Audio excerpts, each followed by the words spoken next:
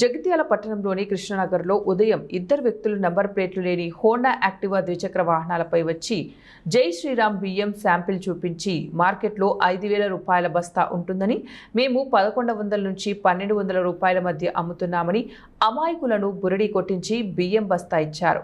దానితో ఆ వీధుల్లోని 5 కుటుంబాల వారు దాదాపు 10 క్వింటాల వరకు బియ్యాన్ని వారి వద్ద నుంచి కొనుగోలు చేశారు.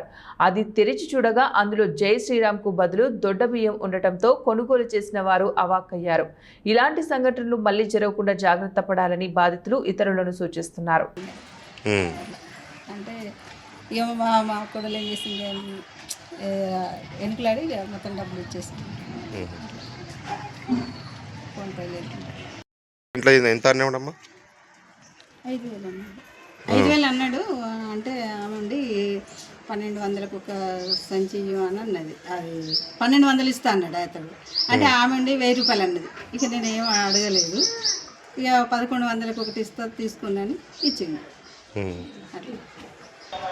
రోజు పొద్దున ఒక ఇద్దరు బండి మీద వచ్చి బియ్యం తీసుకుంటారా అని చెప్పి మా వార్డు సభ్యులను మమ్మల్ని అడిగారు. అడిగితే ఎట్లా అని అంటే 1,100, 1,200 అని చెప్పి అంత మాకు సన్న బియ్యం అది జై శ్రీరామ్ అని చెప్పి అప్పచెప్పి పోయారు. అది తీరా మేము వాళ్ళు వెళ్ళి ఇంకా చూసినాక అవి మొత్తం దొడ్డు బియ్యమే. మేము వాళ్ళు చేయబట్టి ఇలా మోసపోయినా ఇంకెవరు మోసపోవద్దని మీడియా తరఫున నేను తెలియజేసుకుంటున్నాను. ఎంతమంది వచ్చారు? ఇద్దరు వచ్చారు. యాక్టివ్ బండి మీద నెంబర్ ప్లేట్ లేదు, ఫోన్ నెంబర్ ఇచ్చారు. ఫోన్ చేద్దామని